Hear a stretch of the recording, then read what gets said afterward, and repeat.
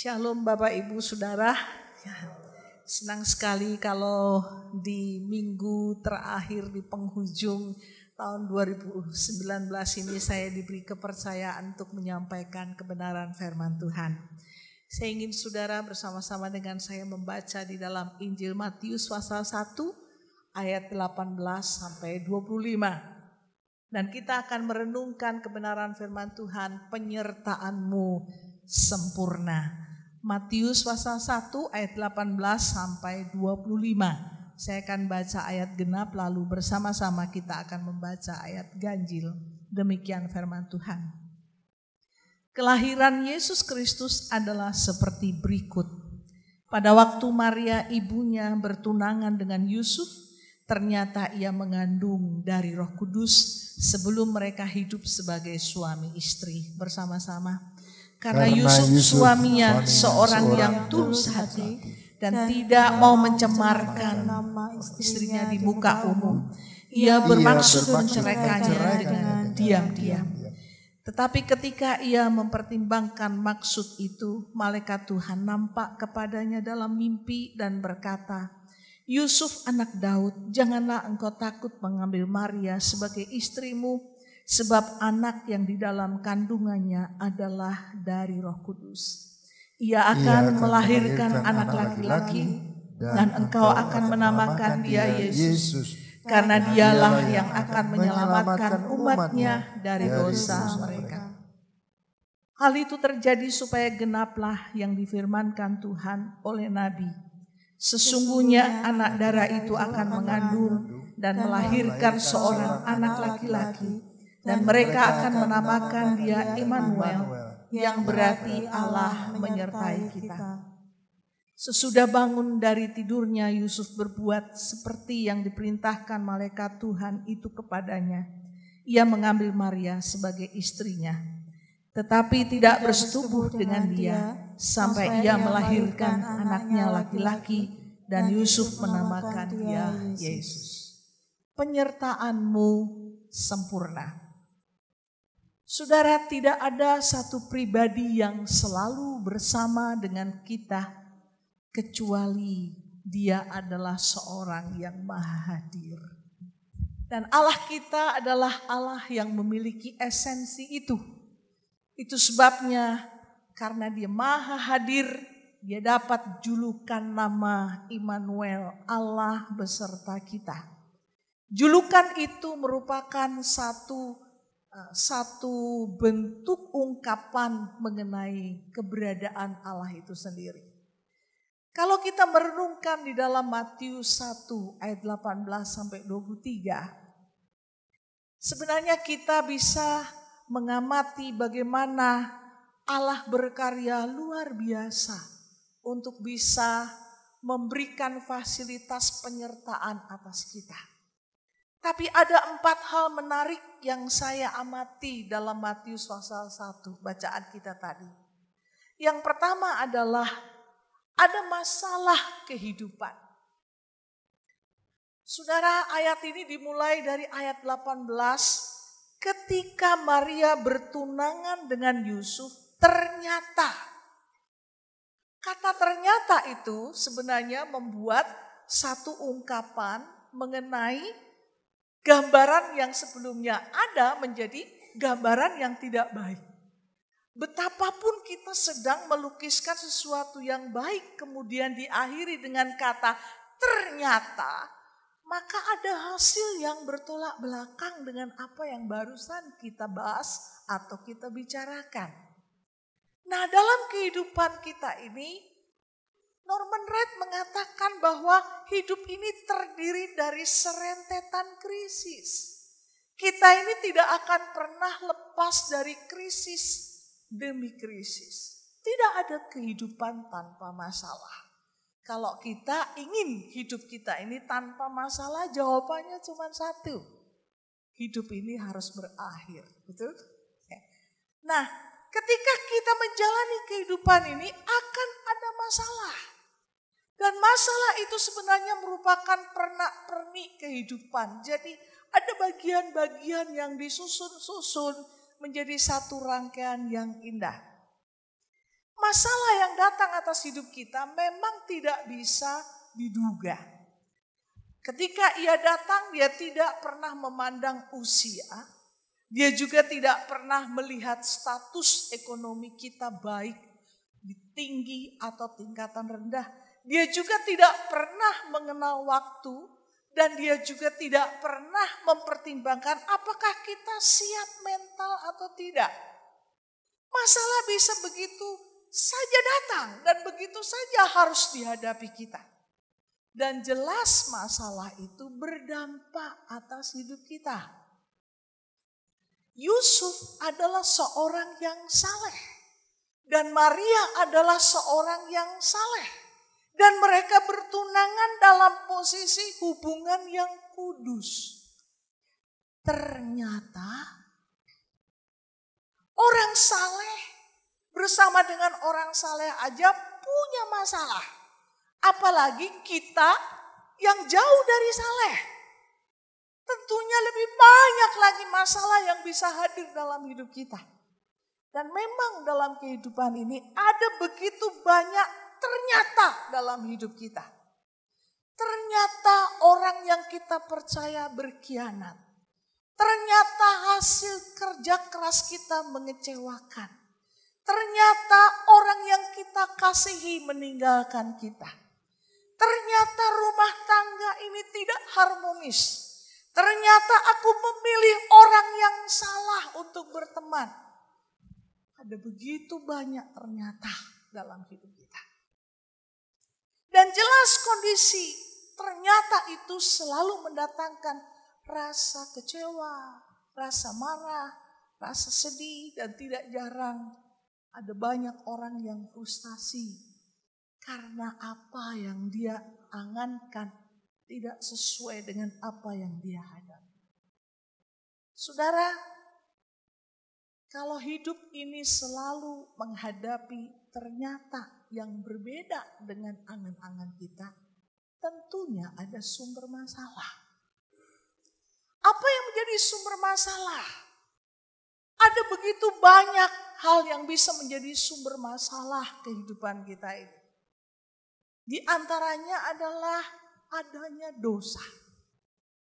Adanya dosa baik dosa dari diri kita sendiri maupun dosa orang lain bisa menjadi sumber masalah sehingga kita melihat kenyataan yang berbeda. Jelas dosa pasti memberikan dampak. Contoh misalnya. Galatia 5 ayat 19 sampai 21 mengungkapkan perbuatan daging sudah nyata, yaitu percabulan, kecemaran, hawa nafsu, iri hati, kedengkian, perselisihan, percederaan, dan sebagainya. Tidak ada percabulan yang tidak punya dampak. Tidak ada kecemaran yang tidak menghasilkan kemuakan. Tidak ada hawa nafsu yang tidak mendatangkan masalah. Tidak ada percederaan yang bisa mempertahankan damai sejahtera. Ketika dosa itu hadir, pasti ada masalah. Dan ketika dosa itu ada, ternyata kita harus menanggung masalah baru. Jadi sumber masalah dosa menyebabkan kita punya masalah baru. Ternyata setiap dosa menghasilkan masalah baru. Sumber masalah yang lain adalah adanya konsekuensi pilihan. Hidup kita ini dihadapkan pada banyak pilihan-pilihan. Kita harus mengambil keputusan, kita harus memilih. Dan ketika kita melakukan pilihan yang salah, akan ada konsekuensi yang harus kita tanggung. Salah memilih teman, salah memilih lingkungan, salah memilih pergaulan. Ada dampak yang terjadi. Dan ternyata setiap pilihan kita memiliki konsekuensi. Itulah ternyata. Dan yang ketiga, sumber masalah itu bisa terjadi ketika kita melakukan rancangan Allah. Kok bisa? Oh ya, ketika kita mengikuti rancangan Allah, ada masalah. Seperti Yusuf dan Maria, ketika mereka mengikuti rancangan Allah, di mana Allah menunggu begitu lama, mencari sepasang pribadi yang sama-sama keturunan Daud. Itu sudah ditunggu Allah begitu lama. Dan tiba saatnya Yusuf dan Maria yang sama-sama keturunan Daud bertunangan. Setelah genap waktunya maka Allah menyatakan rancangan itu. Rancangan itu sudah ditunggu Allah lama. Tapi buat Yusuf dan Maria rancangan itu jelas mendatangkan masalah. Yusuf kecewa. Yusuf tidak bisa melihat realita itu. Dan ternyata melakukan rancangan Allah, ada harga yang harus dibayar. Ada tantangan yang harus dilalui. Bukankah kehidupan kekristenan kita ini bukan kehidupan yang nyaman?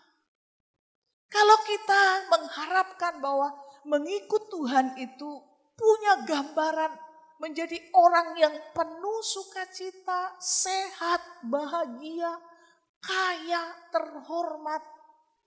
Kalau kita mengangankan itu, mungkin saudara akan kecewa. Memang ada waktunya Tuhan memberkati kita, Tuhan memberikan apa yang kita butuhkan. Tapi lebih banyak Yesus berbicara mengenai iman yang ditantang untuk membayar harga mengikut Yesus.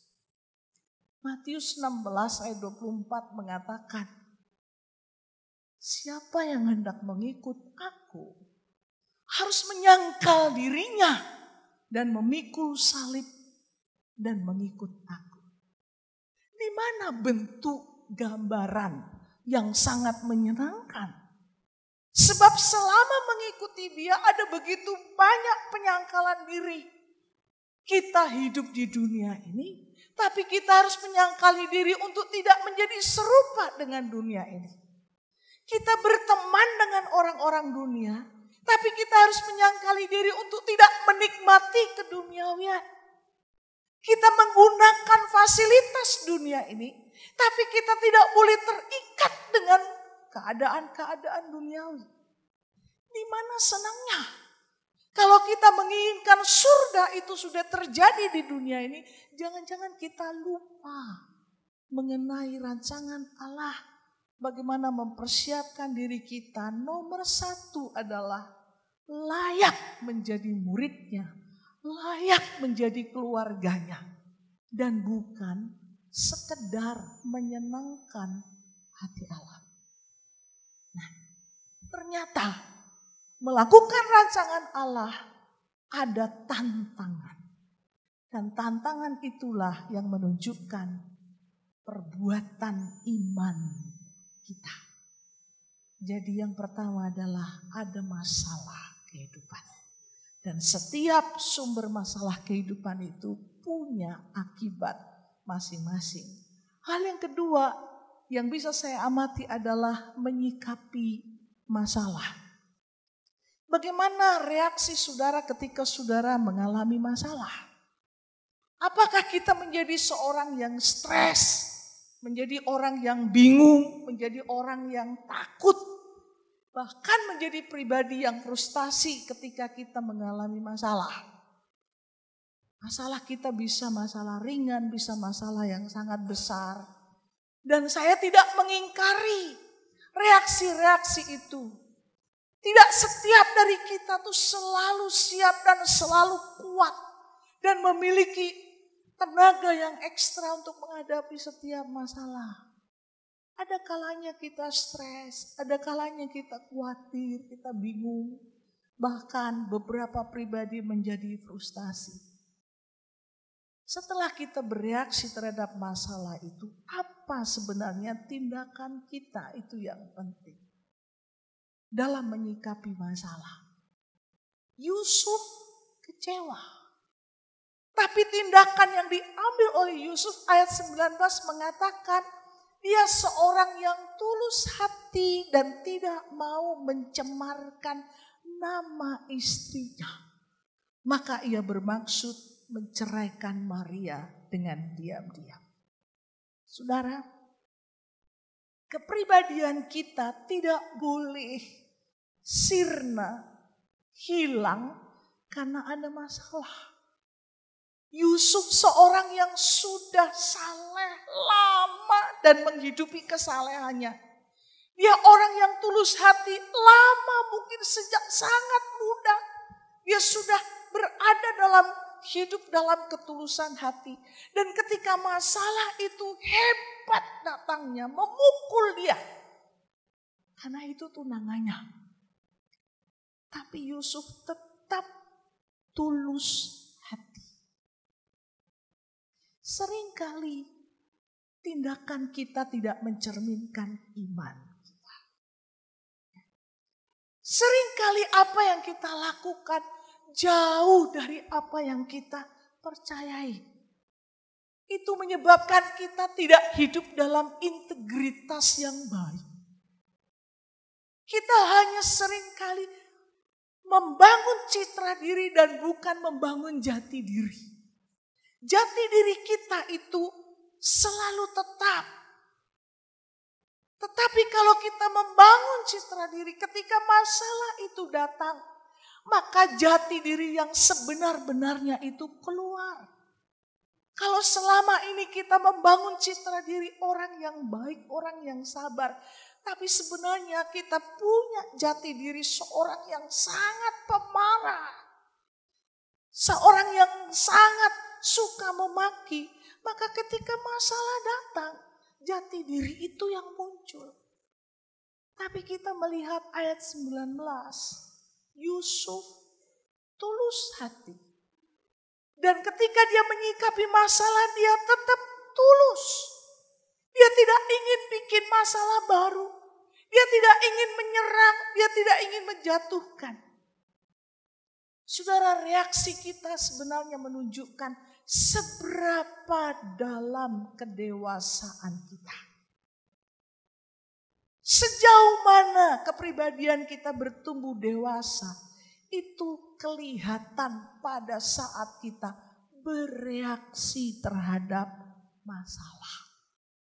Begitu juga kedalaman iman kita itu akan kelihatan ketika kita punya masalah. Sedalam apa iman kita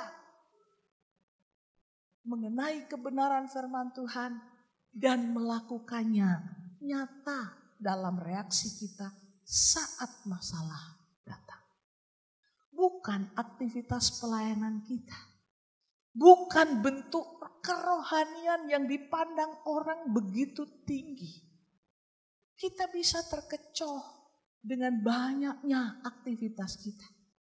Tetapi iblis tahu sedalam apa engkau menghayati kebenaran firman Tuhan. Sedalam apa engkau bertindak dan berbuat terhadap apa yang engkau imani. Iblis sangat tahu. Dan dia akan serang kita di titik yang paling lemah. Dan orang akan terheran-heran sebab seorang yang kita pandang wow. Sebuah masalah bisa menjatuhkan begitu dalam. Saudara, menyikapi masalah menunjukkan kepribadian kita. Ada berbagai sikap orang ketika menghadapi permasalahan. Ada yang lari dari masalah. Ada yang mencoba untuk mengabaikan masalah dan menganggap masalah itu tidak ada. Dan ada yang mencoba menyerah kepada masalah. Saya tidak bisa melakukan apapun, menyerah. Ada yang mengatasi dan keluar dari penderitaan masalah. Saudara, 3 yang pertama adalah perilaku yang tidak bertanggung jawab. Lari dari masalah, mengabaikan masalah, menyerah. Itu adalah perilaku yang tidak bertanggung jawab. Pada dasarnya Tuhan memberikan kekuatan-kekuatan pada kita. Yang paling bagus adalah kita mengatasi permasalahan kita dan keluar dari penderitaan permasalahan. Rasul Paulus menulis sangat bagus. Ketika kita menjadi pengikut Kristus, ada satu ikatan yang kuat antara Kristus dengan kita. Sampai dikatakan, siapa yang bisa memisahkan kasih kita dari Kristus? Itu pernyataan yang dalam, Bapak Ibu.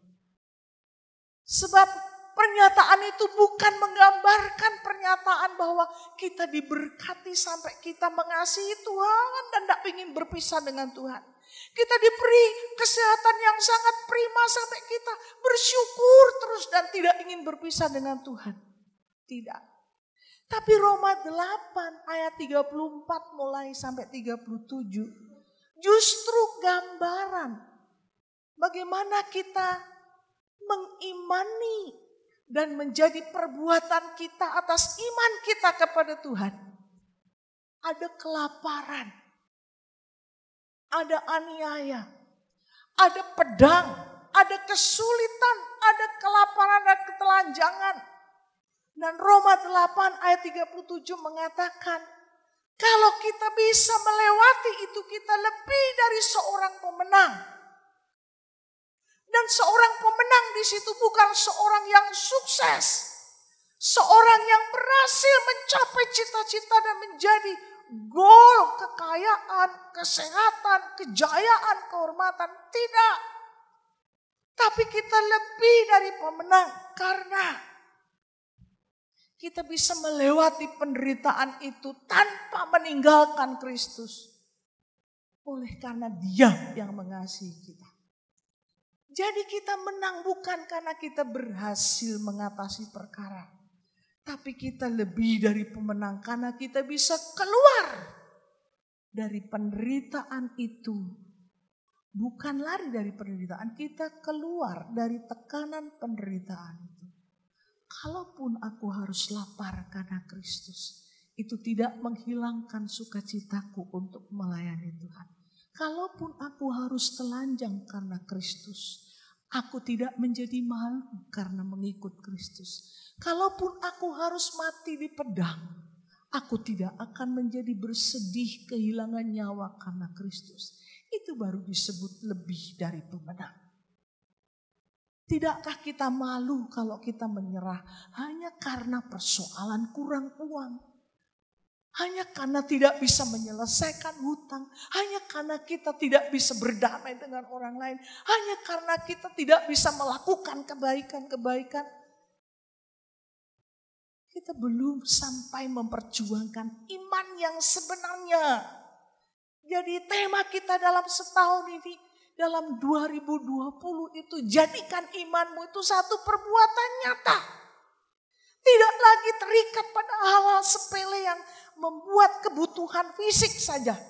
Tapi lihatlah bagaimana kehidupan kerohanian kita itu menemukan inti yang sebenarnya.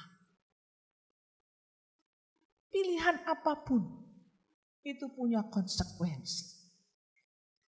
Kalau kita selalu melakukan lari, mengabaikan atau menyerah, maka itu akan jadi beban terus-menerus. Tidak akan pernah selesai. Akan ada masalah baru, beban baru terus akan selesai. Tidak pernah selesai. Tapi kalau kita bisa mengatasinya, kita menjadi pemenang. Belajar dari Yusuf, menyikapi masalah itu, dia menjaga ketulusan hatinya. Dia tidak menyerang dan dia tidak mau mencemarkan. Saudara, kalau engkau sedang disakiti, sedang tertekan, bergumullah dengan pribadimu bagaimana bereaksi benar dan selesaikan dengan Tuhan.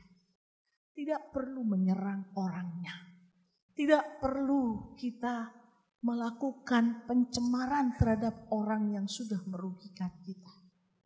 Terutama orang-orang yang kita kasih. Tidak ada orang yang sempurna. Pasangan kita tidak sempurna, orang tua kita tidak sempurna, anak kita tidak sempurna. Hentikan model-model menyerang dan mencemarkan mereka.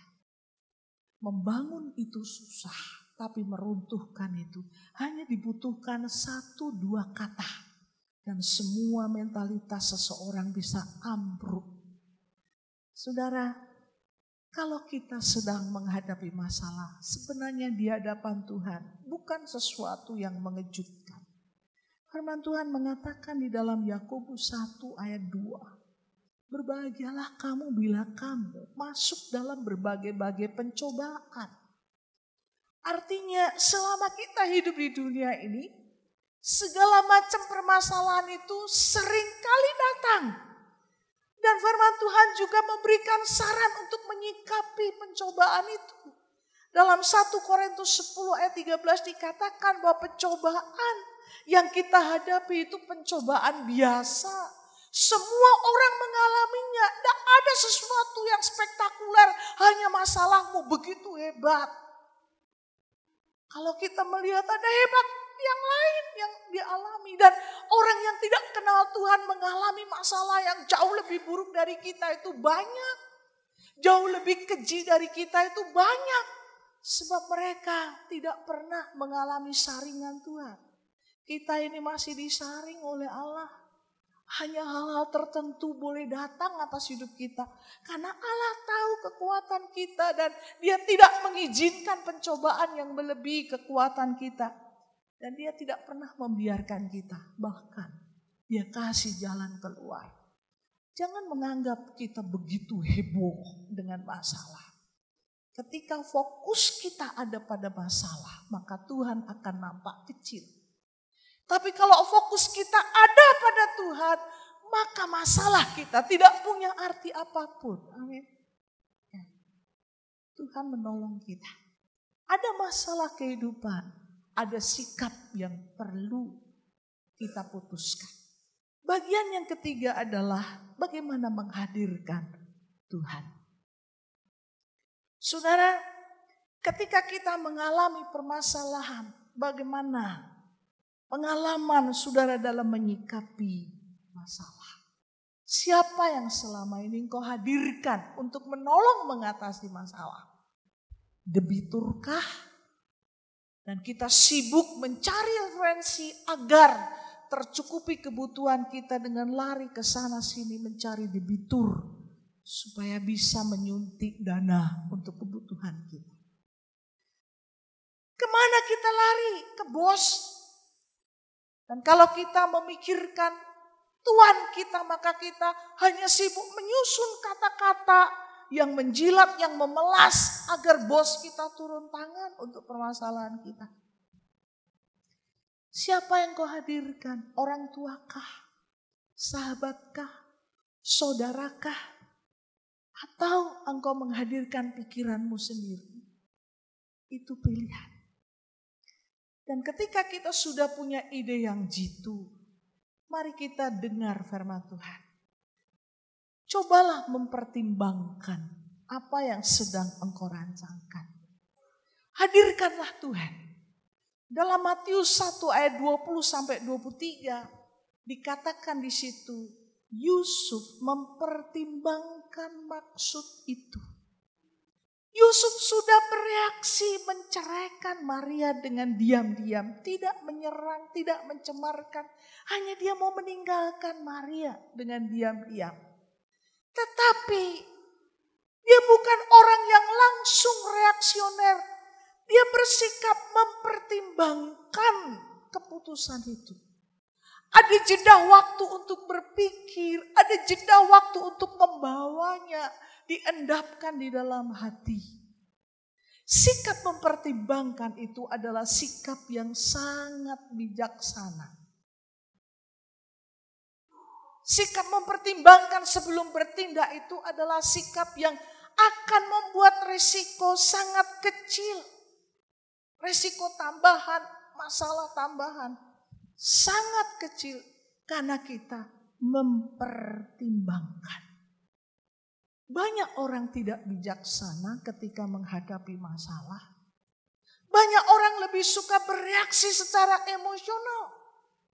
Dan ketika terlanjur beremosi, maka muncul masalah-masalah baru. Seringkali orang yang emosional saya tanya, mengapa kamu mengumbar emosimu? Dia bilang, Bu, marah itu kalau ditahan tidak enak, harus dikeluarkan supaya plong. Iya betul, kamu plong, orang lain bolong. Ya. Banyak dari kita bereaksi secara emosional dan bukan bijaksana. Kalau kita belajar dari Yusuf mempertimbangkan apa yang sudah dia rancangkan. Dan apa hasilnya ketika dia mempertimbangkan maksudnya? Hasilnya luar biasa, saudara. Yang pertama, Allah hadir. Allah hadir dalam mimpi dan mengatakan kepada Yusuf, jangan takut.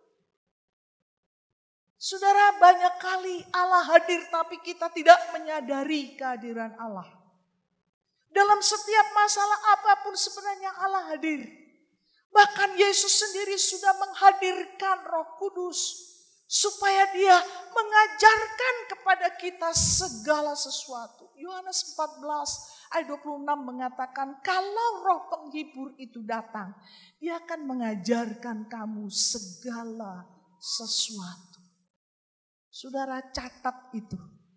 Mengajarkan segala sesuatu. Mengapa kita tidak memanfaatkan Roh Kudus yang bisa memberikan pertimbangan? Mengapa kita tidak sejenak datang kepada Dia mengutarakan maksud kita dan meminta Dia memberikan pertimbangan? Ia mengajar segala sesuatu. Segala sesuatu. Tidak ada masalah yang begitu kecil yang disepelekan oleh Roh Kudus ketika Dia dihadirkan. Kita bisa berkata kepada Dia, Roh Kudus, saya cemas sekali, saya capek. Dan kita bisa berkomunikasi dan Dia akan memberikan pertimbangan, mengajarkan segala sesuatu. Allah hadir bagi Yusuf dan Allah juga bisa hadir bagi saudara dan saya. Seringkali kehadiran Allah itu tidak nampak karena kita sudah melakukan blocking. Dan ide kita menolak ide Allah. Itu yang menyebabkan Allah tidak bisa nampak kehadirannya. Padahal Dia bisa sangat-sangat dekat dengan kita. Dari mempertimbangkan itu Yusuf juga menikmati Allah berbicara. Allah menghibur dia jangan takut mengambil Maria sebagai istri. Allah juga berbicara mengenai rancangannya. Mengenai inkarnasi Yesus yang sudah dibicarakan dalam Yesaya 7 ayat 14. Anak darah itu akan mengandung. Bagaimana Allah berbicara kepada Yusuf. Yusuf menjadi mengerti di antara semua orang. Tunangannya dipilih Allah untuk menggenapi nubuatan Nabi Yesaya. Itu sesuatu yang besar ketika Allah diizinkan berbicara. Bukankah dalam setiap masalah Allah bekerja untuk mendatangkan kebaikan? Tapi seringkali kita tidak mengizinkan Allah berbicara. Mazmur 46 ayat 10 menyarankan kepada kita, diamlah dan ketahuilah, akulah Tuhan. Seringkali Tuhan tidak bisa menyatakan siapa dirinya karena kita terlalu sibuk memohon, terlalu sibuk mengutarakan ide, bahkan kita terlalu sibuk memaksa Tuhan jalan keluarnya harus begini. Diamlah dan ketahuilah bahwa aku adalah Tuhan. Yusuf mendengar Allah berbicara dan dia adalah orang yang paling bahagia. Berapa tahun? Mungkin sudah hampir 2000 tahun. Baru digenapi di dalam diri tunangannya. Yang ketiga, Allah menuntun untuk bertindak. Menyarankan kepada Yusuf mengambil Maria sebagai istri dan menerima kelahiran dari Maria. Dan dia diminta menamainya Yesus. Saudara, Allah menuntun untuk bertindak. Apakah kita akan jadi robot ketika kita menghadirkan Tuhan untuk menuntun tindakan kita? Tidak. Kalau Allah ingin menjadikan kita robot, bikin saja otak setiap kita itu kehilangan kepintarannya dan hanya mendengar suara Allah untuk bertindak. Tidak, Allah bukan pribadi seperti itu. Pada dasarnya kita semua adalah manusia istimewa. Di hadapan Allah kita adalah manusia yang hebat. Sampai dosa merusak segalanya. Seandainya dosa itu tidak hadir dalam hidup kita, kita itu orang-orang yang istimewa, yang hebat. Kejadian 3 ayat 22 mengatakan, sesungguhnya manusia itu sudah menjadi sama salah satu dari kita. Tahu yang baik dan yang jahat. Itu kata-kata Allah loh. Jadi benar-benar Allah melihat manusia itu hebat. Lalu Kejadian 11 ayat 6 Allah mengatakan bahwa segala yang dirancangkan manusia tidak mungkin tidak terlaksana. Saat itu mereka berhimpun jadi satu bangsa, satu bahasa dan mendirikan kota dan menara yang tinggi supaya mereka tidak terserak-serak. Allah mengatakan tidak ada rancangan manusia yang tidak terlaksana karena manusia itu hebat. Jadi agak ceroboh sekali kalau kita itu punya masalah dan menyerah. Karena pada dasarnya, pada hakikatnya manusia itu sangat hebat. Begitu hebatnya sampai tidak membutuhkan Allah. Jadi disitulah sebenarnya perlu kebesaran dan kerelaan hati kita untuk membuka diri di mana Allah menuntun tindakan kita. Hanya orang-orang taat yang mau dituntun oleh Allah. Saya sedang hari-hari ini merenungkan Amsal.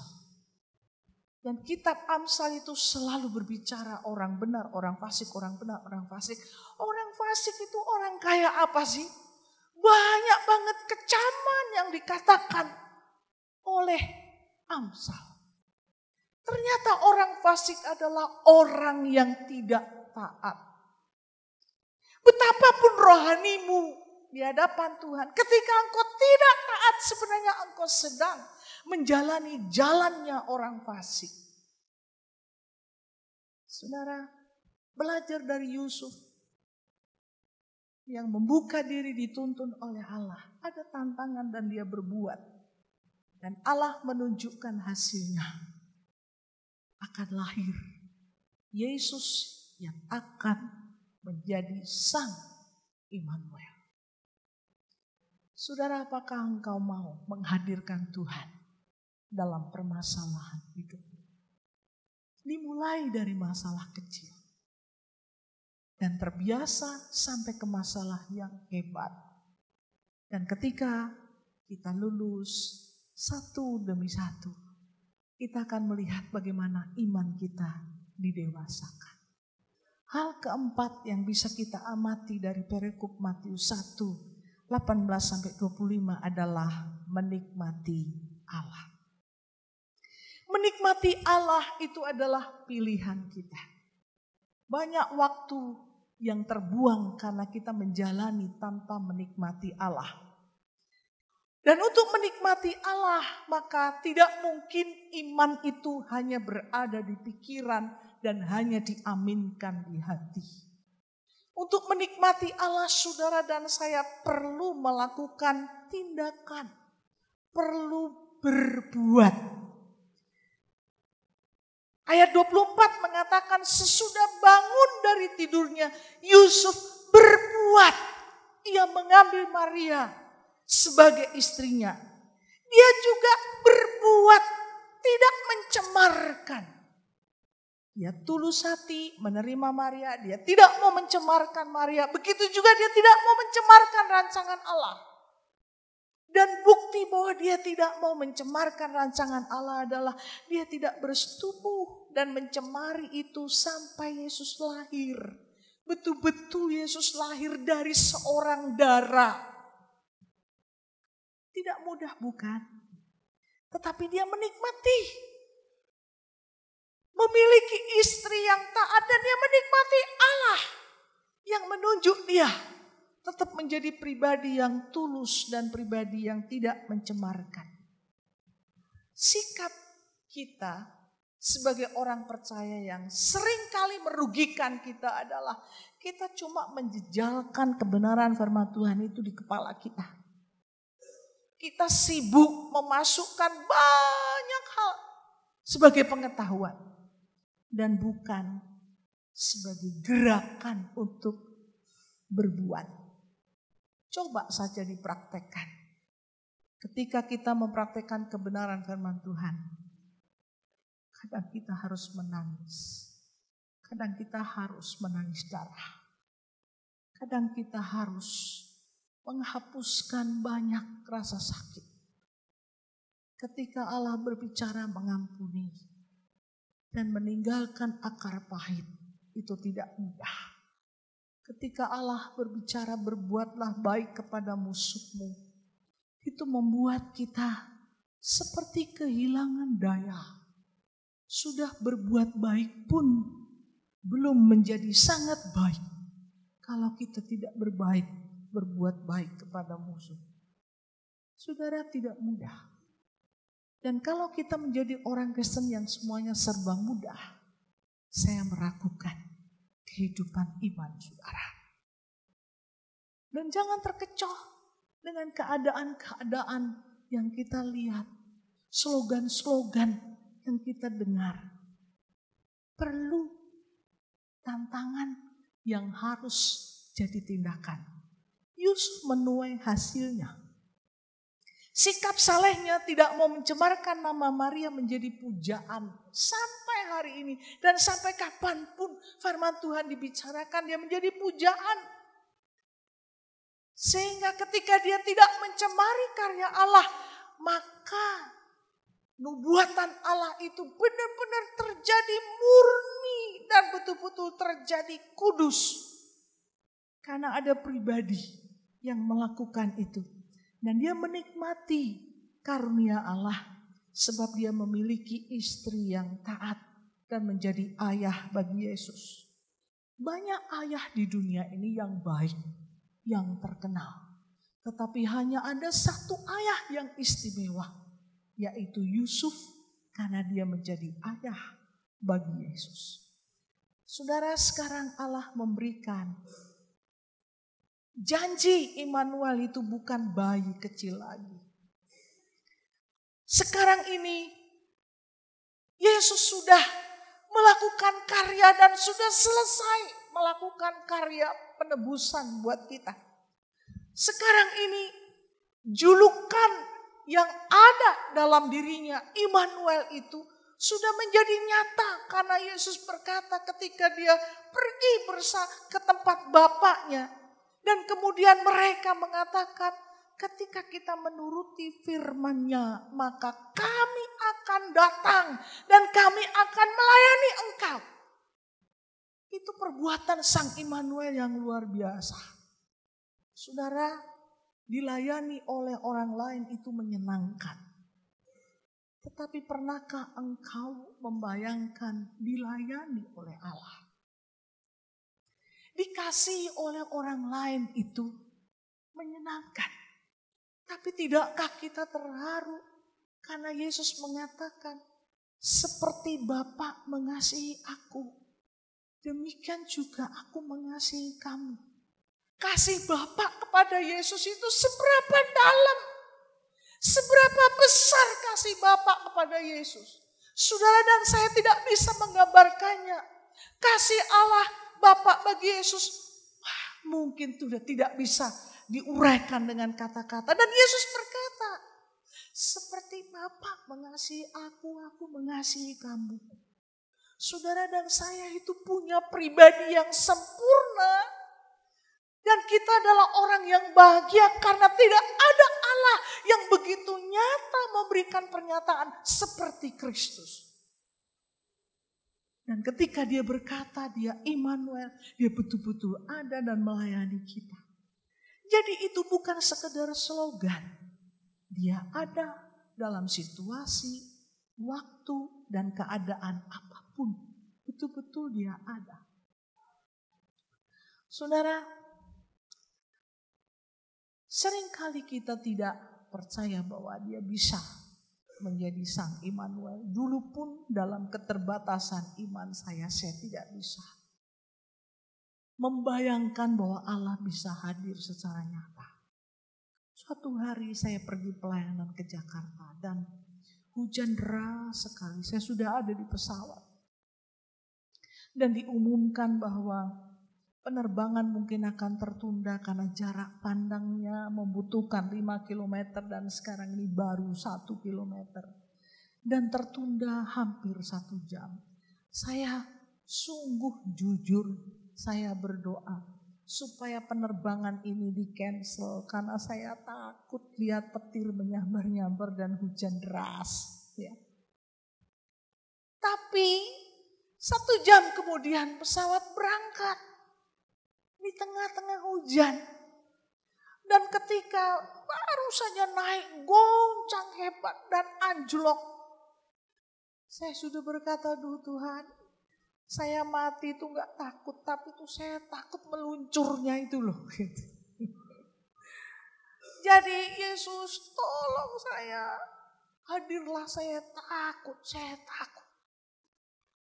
Dan sudah anjlok 2 kali. Saya sudah melihat, aduh ini kalau anjlok ketiga udah gak ketulungan deh.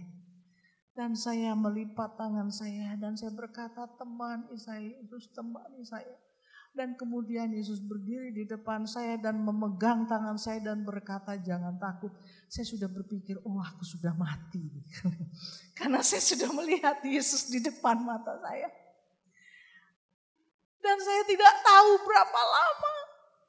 Tiba-tiba sudah menjadi tenang dan kemudian sudah siap mendarat.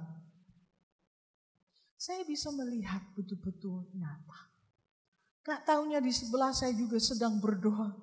Dan ternyata setelah sama-sama buka mata, Ibu mau ke Jakarta, mau pelayanan kemana? Kok tahu Bapak pelayanan? Dari tadi Ibu berdoa minta penyertaan Tuhan. Dan dia juga merasakan kehadiran Tuhan karena ternyata dia seorang hamba Tuhan. Saudara, selama pikiran kita melakukan blocking, engkau tidak bisa melihat Tuhan. Tapi ketika kita membuka diri, penyertaannya sempurna. Yesaya 41 ayat 10 mengatakan, janganlah takut. Sebab aku menyertai engkau, janganlah bimbang sebab aku ini Allahmu. Aku akan meneguhkan, bahkan akan menolong engkau. Aku akan memegang engkau dengan tangan kananku yang membawa kemenangan. Amati ayat ini. Aku adalah Allahmu. Aku meneguhkan, aku menolong, aku memegang, dan aku membawa kemenangan. Yakini itu dan berbuatlah seperti pihak yang mau ditolong. Amin. Seringkali kita meyakini tapi engkau tidak mau menjadi pihak yang ditolong. Dan kita mau jalan dan menggandeng Tuhan.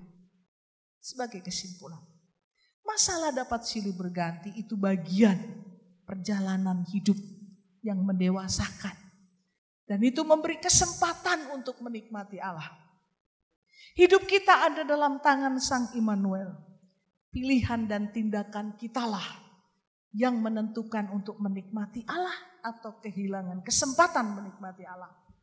Penyertaannya sempurna karena dia ada dalam segala waktu, situasi, dan kondisi apapun. Tuhan memberkati kita.